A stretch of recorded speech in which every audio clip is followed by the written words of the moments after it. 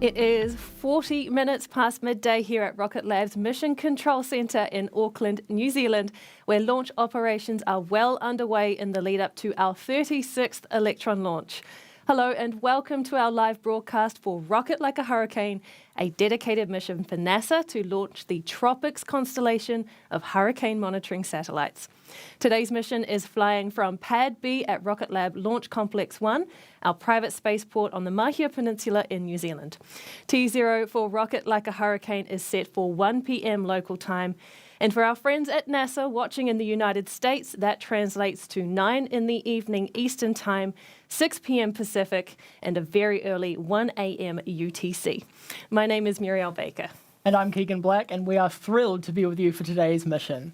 Our launch and safety operations teams at the range in Māhia and here in Rocket Lab's Mission Control Centre in Auckland are heading into the final T-minus 18 minutes of the countdown after methodically proceeding with final checks and preparations for Electron, NASA satellites and the launch pad to make sure all systems are healthy and ready for launch. We have an exciting pair of satellites from NASA on Electron today. The two 3U CubeSats will begin a new constellation in low Earth orbit to monitor tropical cyclones, including hurricanes and typhoons around the world, hence the TROPICS name, which stands for Time-Resolved Observations of Precipitation Structure and Storm Intensity with a Constellation of Smallsats. Another great NASA acronym.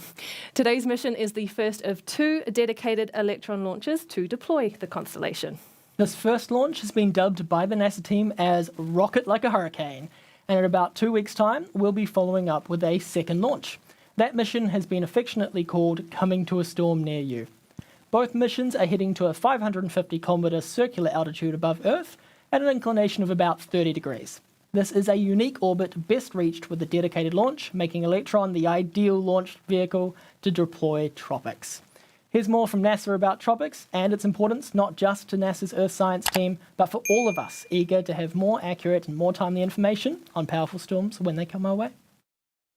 Here's a question. How does a group of satellites, each no more than a foot long, help improve forecasts for tropical storms and hurricanes? Let's take a look. Hurricanes are some of the most powerful and destructive weather events on Earth.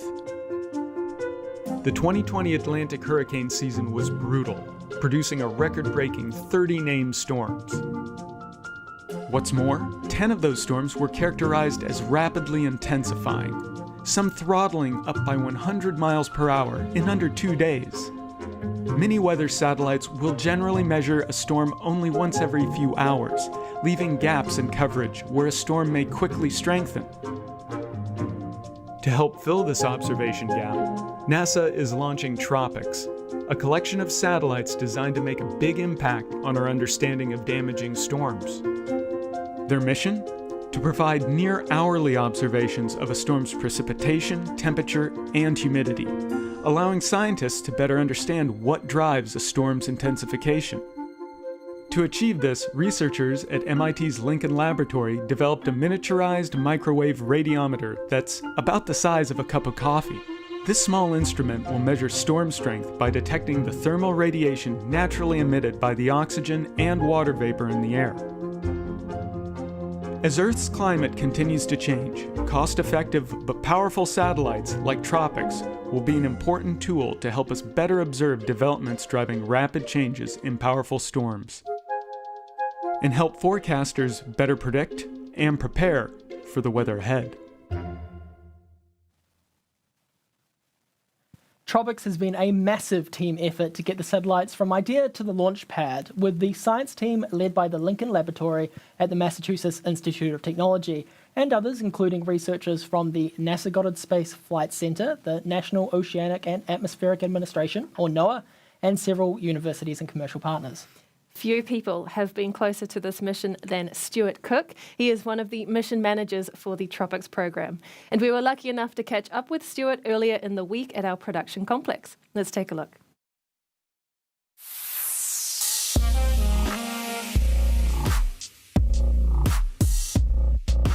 My name is Stuart Cook, and I work for NASA Langley Research Center. My job title is I'm the mission manager for the TROPICS project. Think about 4 satellites orbiting the Earth. These satellites are looking down at clouds, at storms, at hurricanes, and they're looking to see how they form, how they intensify, or how they get stronger. So with TROPICS, we have 4 CubeSats that are going to be orbiting the Earth. They're about the size of a loaf of bread, so very small compared to your traditional satellites. And the beauty of having 4 of these things orbiting the Earth is that they can revisit a storm every hour, which is very different from how traditional satellites do it. They may come by the same storm once every 10 hours. The data from TROPICS, we're going to feed that to our partners, which are like NOAA, the National Hurricane Center. They take it and it helps them improve their hurricane forecasting and hurricane modeling. So when you think about it from the end users and you look at a TV and you say, hey, a hurricane's coming up the coast of Florida, it says the storm could go this direction, it could go this direction. We have improved models that will have a tighter band of where that storm is going to be. It's giving better forecast information to not only NOAA, but to the viewers. So for the first launch is, we're going to have a launch window of maybe 2 hours. It says it can launch between 1 and 3 p.m. New Zealand time. The second launch, there's a lot of synchronization that has to happen, so it's pretty exciting for a company like Rocket Lab to be able to do that with that kind of precision to help us meet our mission goals. During the launch, I'll be in the Mission Control Center here, so that'll be a new experience. I'll be on console to give the roll call for all systems go for the payloads. We're just so excited to really see it happen now. I can't just contain my excitement because it's just a lot of anticipation leading up to this moment.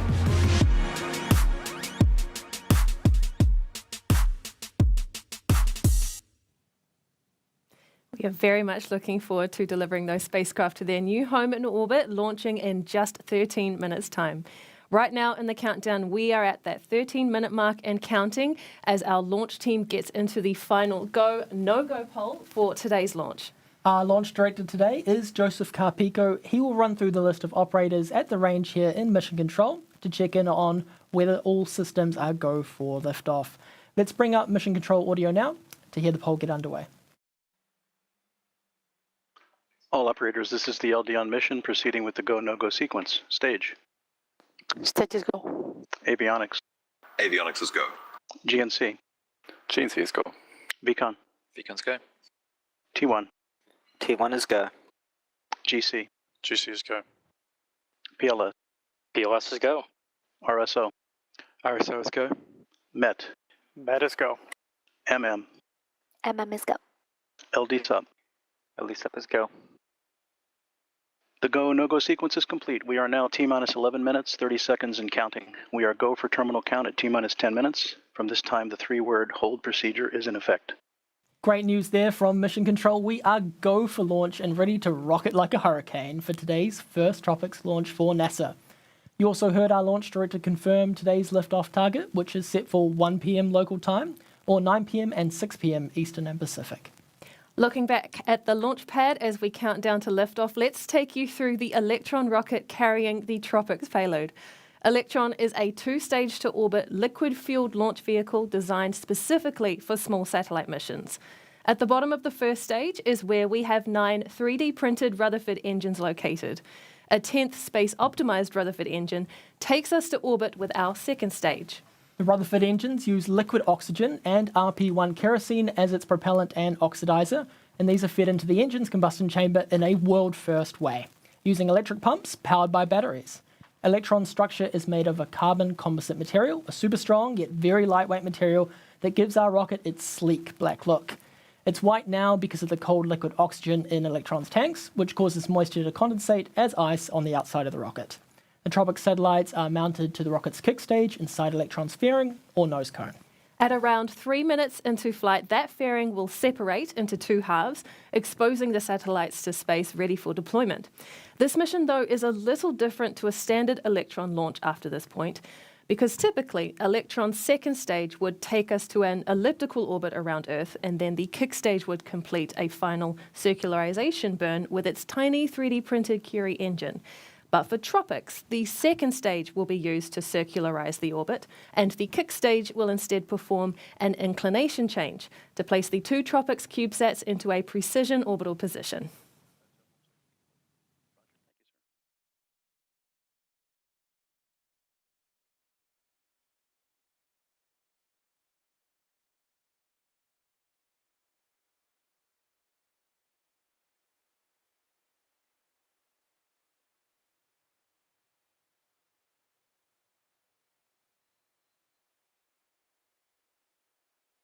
Avionics LD mission.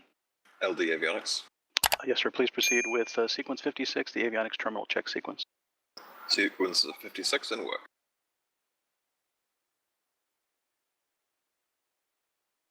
S-band is switched to high power for flight.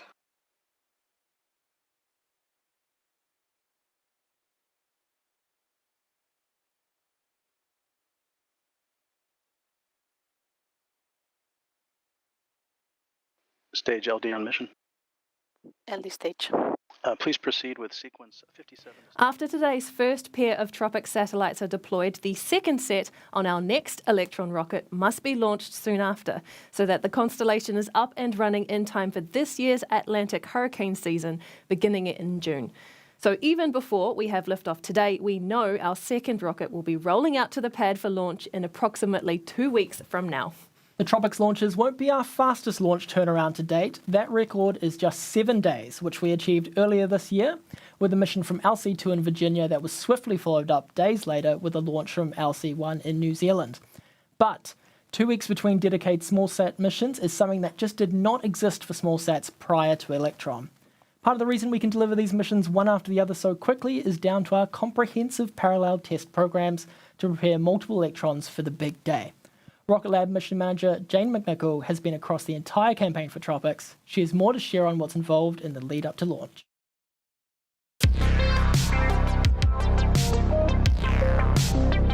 My name is Jane McNichol. I'm a mission manager at Rocket Lab, and I'm the mission manager for the 2 TROPICS missions. So as we know, the number of hurricanes we're experiencing every year is increasing due to climate change. And the intensity of these storms is also increasing.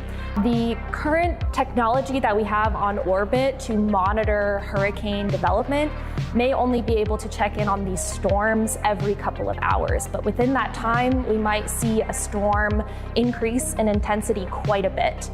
TROPICS is a constellation of 4 CubeSats that will be able to monitor near hourly these intense tropical storms in terms of precipitation, temperature, and humidity, and collect this data for us. And this data has the potential to save lives and livelihoods, so it very well aligns with Rocket Lab's mission to improve life on Earth by enabling access to space. Before the launch vehicle even makes it to the launch site on launch day, it undergoes months of rigorous testing, starting with small component testing like our avionics, up into large stack testing or hot fire testing of our engines at our test sites, and then a full end-to-end wet dress rehearsal or practice for launch day. And this is all part of making Electron the most reliable small launcher on the market. Once the satellites arrive at the launch site, the satellite team from NASA and MIT Lincoln Laboratories will be inspecting and doing some final checks on the satellites to make sure that they're ready to be installed on the launch vehicle. In parallel with those tests, Rocket Lab is also running additional tests on the launch vehicle, which is fully delivered to the launch site by this time. We'll be doing integrated testing end-to-end of our avionics systems and preparing for the satellites to be integrated onto the kick stage. Then we will encapsulate the spacecraft and integrate the full launch vehicle, stage 1, stage 2, stage 3, and roll out for wet dress rehearsal. A wet dress rehearsal is basically a practice for launch day, where we perform all of the operations like we would on day of launch, including fueling the vehicle. And this gives us extra assurance that everything will go according to plan on launch day. Then we'll review the data from that test and proceed with launch. Everyone has a hand in helping Electron get to the pad for launch day, starting with our design team, into our manufacturing team, as well as our test and LC1 team, all the way to mission control and the engineers there behind me. This is a team of dedicated engineers who have gained their experience over 30+ launches here at Rocket Lab. So as a mission manager, that means that I get to work closely with our customer, NASA and MIT Lincoln Laboratories. And I am so excited for launch day and being able to tell them that we've successfully deployed their satellites in orbit and see the real work begin there for them, and be able to see the excitement, not just once, but twice, because we've got 2 back-to-back missions coming up. So I can't wait for launch day. I'm really psyched about it.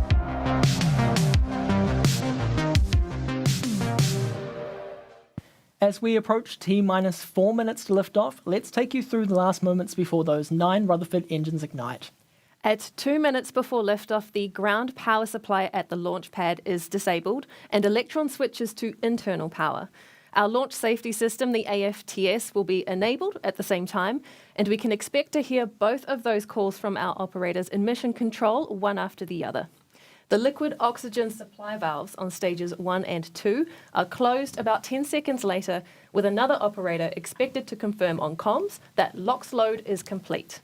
At under a minute to liftoff, the propellant tanks will be at their optimum pressure levels for launch. Ground control will soon afterward confirm the water system at the launch pad is ready to be activated for when the engines on the rocket ignite for launch. This is what will cause the large white cloud of water vapor at liftoff. At T-minus 10 seconds, the launch director will count down with the mission clock to liftoff. The engines will ignite at T-minus 3 seconds, and the launch pad's hold-down mechanisms will be released. Then Electron will take to the skies for its 36th launch for this TROPICS mission to space.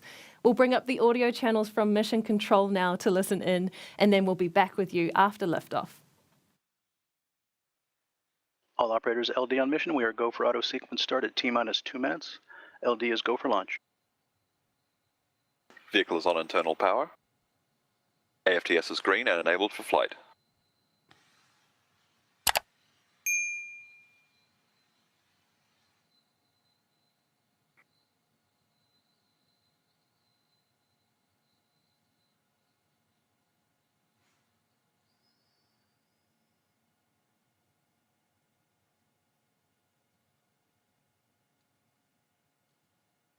Lock load is complete. System is in recirc.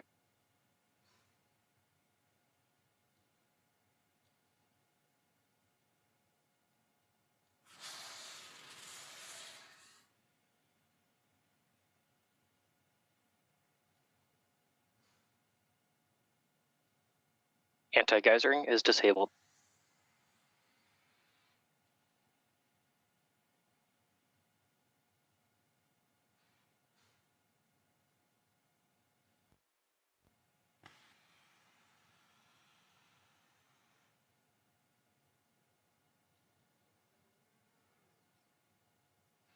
Stage 1, stage 2, press for flight. High flow engine purge enabled.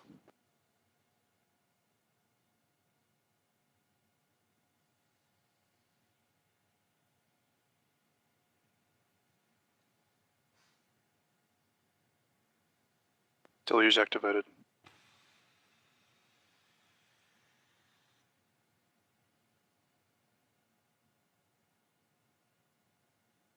T-minus 20 seconds and counting.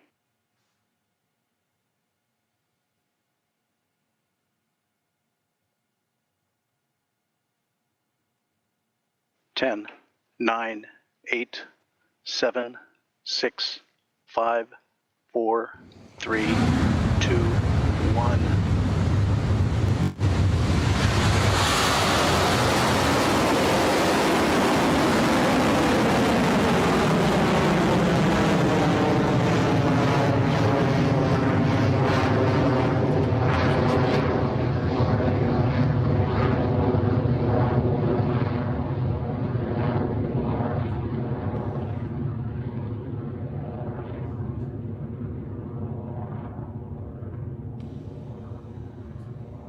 HVB discharge is nominal.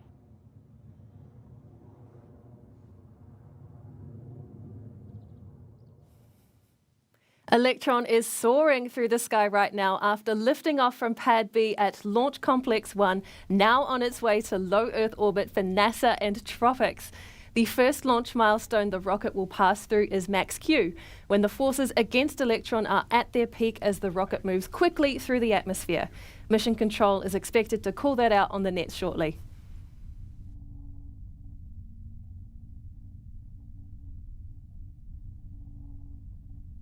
Clear at Max Q. Great news there with Max Q and onward and upward for Electron. It has only been about a minute since liftoff, and already the rocket is at its speeds of over 2,000 kilometers an hour, a mere fraction of the 27,000 plus kilometers an hour that is orbital velocity, which will reach ahead of payload deployment in the next 30 minutes or so. Next, though, is the separation of the rocket between stages 1 and 2. For that to happen, we first need the 9 Rutherford engines currently burning hot to shut down, an action called main engine cutoff or MECO. Then a few moments later, stages 1 and 2 will spring apart. We'll hear that called out as stage separation. Then the single space-optimized Rutherford engine on the second stage will light up and carry on with the TROPICS mission. Those milestones should be taking place at around T plus 2.5 minutes.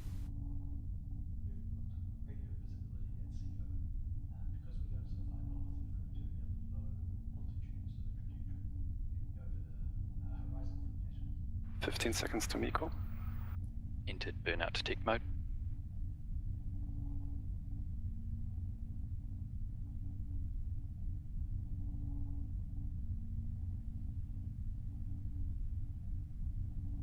MECO confirm.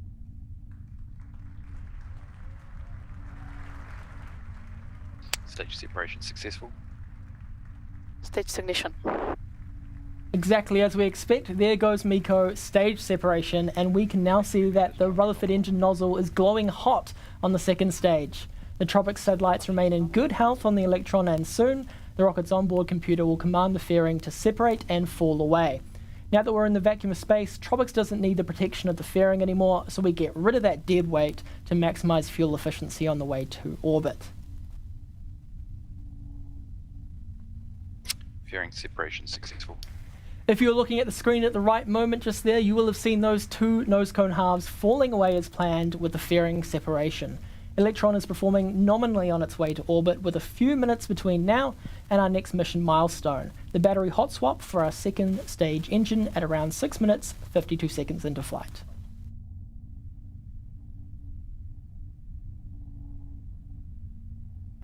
Guidance is nominal. Stage 2 propulsion, still nominal.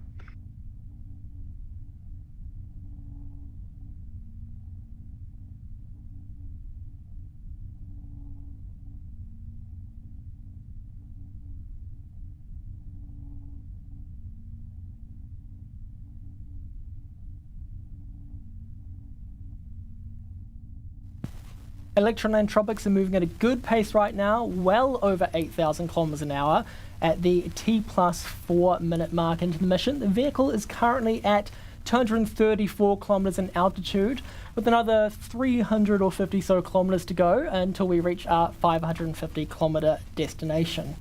Getting there is only one part of the journey though, as TROPICS won't be released immediately at that 550 kilometre first touch. The satellites will remain attached to the rocket's third stage and complete a full loop of Earth before they can be deployed on their home orbit. We'll explain that process in more detail later when we get closer to that point of the mission.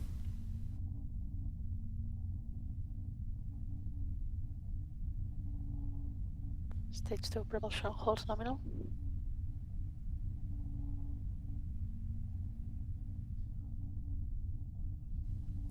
A quick check of the dials on our screen tell us that all remains nominal for Electron and TROPICS. The rocket is moving steadily at more than 9,000 kilometres an hour, and we are inching closer to that 550 kilometre mark now that Electron has passed more than 300 kilometres altitude. To keep the mission running smoothly, we'll have another launch milestone coming up soon. It is called the battery hot swap, and it's essential to keeping our Rutherford engine running all the way to the mission's altitude destination. That action is due at around 6 minutes and 52 seconds in flight, so in just another 1 minute or so.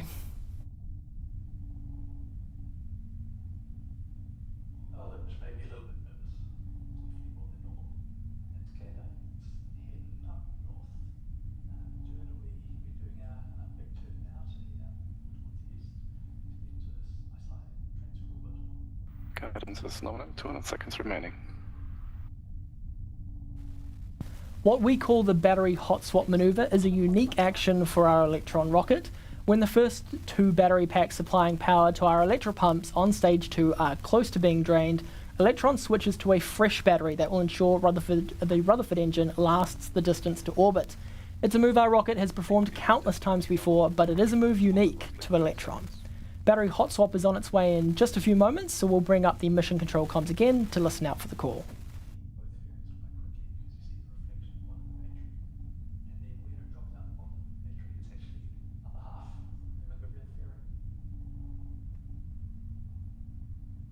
throttling down.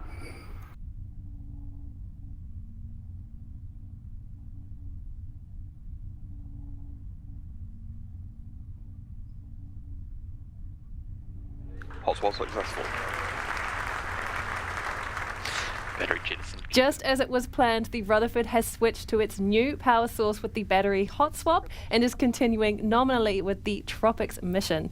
There are a few minutes left in the engine's burn time before the second stage completes its final actions for the mission, shutting down Rutherford and then separating from the third stage. Yes, has saved.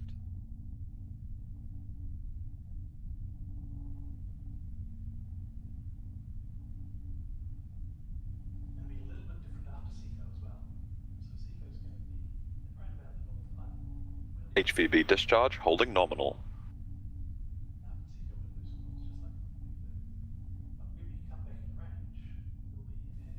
How beautiful are some of these views from Electron? This nominal Rutherford burn marks our 360th engine in space, inching us closer to our 400th engine milestone, expected on our 40th Electron launch.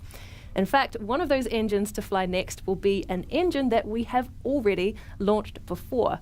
We are taking the next major step in evolving Electron into a reusable rocket by launching a pre-flown Rutherford engine on one of our missions later this year. That engine, which flew on our There and Back Again mission in May 2022, has undergone the same extensive testing and acceptance processes as any newly built engine and has performed flawlessly throughout multiple full mission duration engine tests. And we are very excited to see that engine back on the pad soon. But back to TROPICS, and that second stage is performing well and the TROPICS payload is healthy as both continue travelling at speeds of over 19,000 kilometres per hour.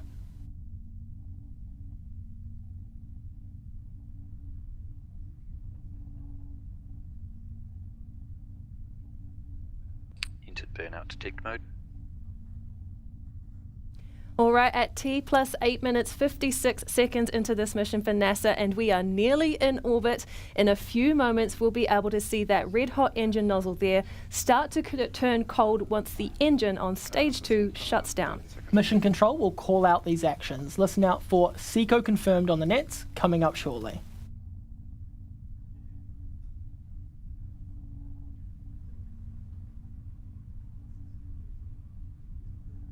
SECO confirm. There it is from Mission Control, met with a good cheer from our team. SECO and stage separation confirmed. That means our kick stage and TROPICS satellites are now in their phasing orbit of Earth. It's been a perfectly nominal mission so far, but Electron's work isn't quite done yet. That's right, TROPICS is a bit different to our usual launches. For this mission, the second stage sending the kick stage directly into a circular orbit, rather than the kick stage taking the satellites on its usual elliptical journey around Earth first. Then, once the kick stage passes the equator at what is called the ascending node, the kick stage's Curie engine lights up to change its inclination to end up in TROPICS' desired orbit. So while we wait for that Curie burn, we'll take a short break on the live stream now and join you then to hear those final confirmations come through from Mission Control. We'll be back soon.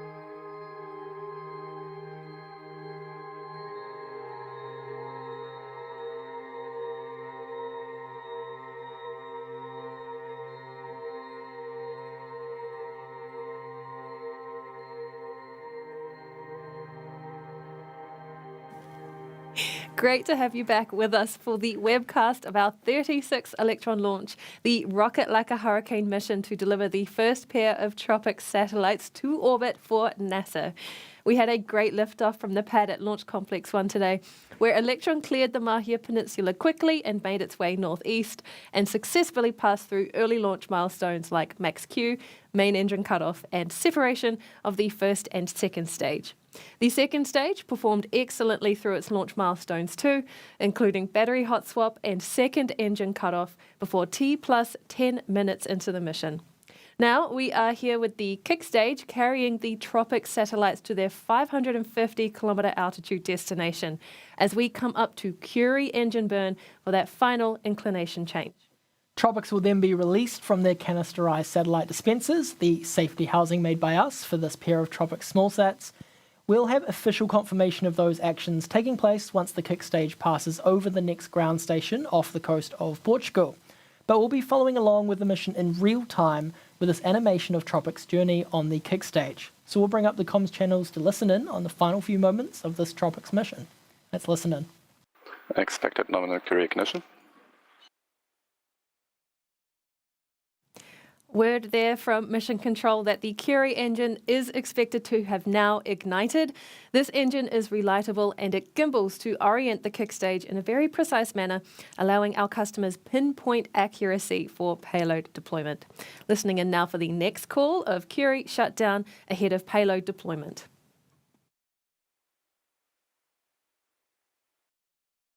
As Marielle mentioned earlier, we're currently waiting for the Curie engine shutdown, followed by the call for payload deployment for the first pair of TROPICS satellites for NASA.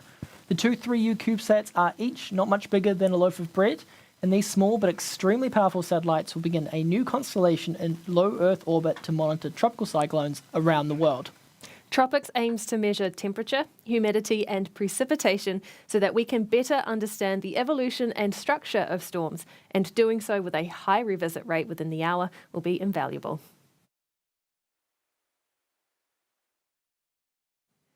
Curie engine shutdown is expected at around a few minutes from now actually, so not long to go, and then a few seconds later we should hear expected nominal payload deployment from Mission Control. Let's check back in. Expected nominal Curie shutdown. There goes Curie engine shutdown, listening in now for payload deployment.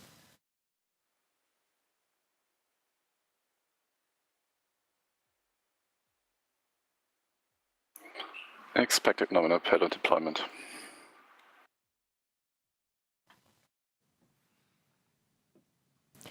And there is the call out from Mission Control, expected nominal payload deployment.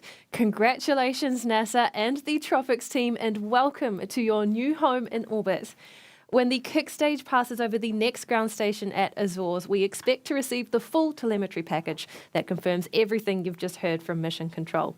Look to our social media channels for that update within the hour as we close out this broadcast for our 36th Electron launch. And we'll be back to do it all over again with NASA for our second launch for the TROPICS mission to place another pair of small sats on orbit for this important constellation. Coming to a storm near you, both literally and figuratively, as our next launch's mission name, is set to fly from Launch Complex 1 in just a couple of weeks' time to help ensure NASA's Constellation is up and running in time, ready for this year's hurricane season, set to begin on June 1st. We're going to end the broadcast now.